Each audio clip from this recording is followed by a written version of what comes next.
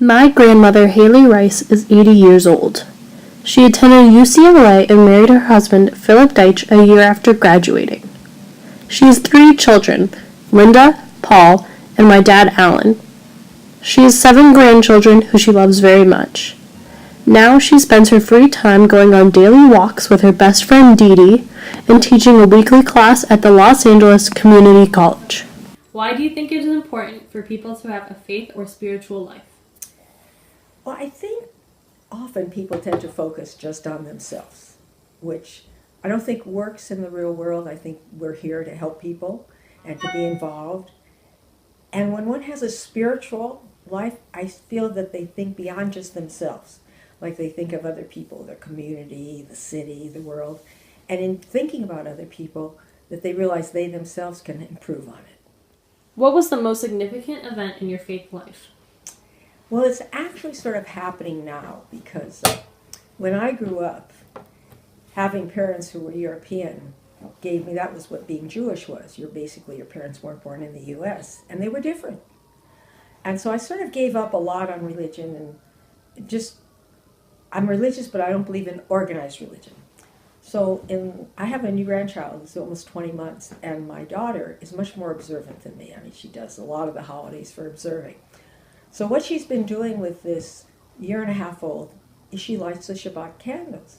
And you do the prayers and the challah. And we started off when Ina was just like really, I didn't know why we were even doing it. But after doing it every week, and I tend to be there because I'm watching her, and I see how Eden gets very excited, and she actually takes up the matches now and sort of helps light the candles. I realize what a benefit it is having some sort of a structure in your life, something to believe in. And I think it's just really, really good for all of us. So I must admit, for someone who was pretty anti-religious, I'm actually starting to see the benefits of the customs and the cultures and the beliefs. What do you wish someone would have told you about life when you were my age? Well, all those stories that said, and you live happily ever after. Not that you don't live happily ever after, but I would have liked more of a description, like the way I sort of see life, I wish they had told me, is that it is like this series of ups and downs. Some people go way up and way down, and some people are more sort of level. And I wish they would have told me that there are times that I'm going to be really, really happy. But then you can't stay there forever, and then you're going to get down. And probably the thing that would have helped me, because those years being a teenager and everything, to have known that even though I was down, there was a sun that would come up and that I would feel better later. So what you're going to find is there's going to be days you break up with a boyfriend or something like that, and you're really going to be bad.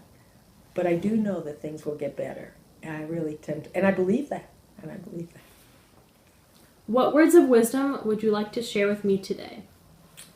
Skylar, you're a phenomenal young lady.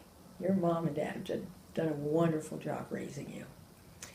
And years ago, I have this button, and it says, face the fear and do it anyhow. And my feeling is, anything you want, at least try to get it. Because you have so much ability and so much. And just don't be afraid of things. Just go out there and live a great life. Be nice to people. Smile a lot. And laugh a lot. Because that's really important. But I don't have to give you wisdom because you know so much. You could give me wisdom. And I just am just so proud of you and your sister and brother. You're going to do fine.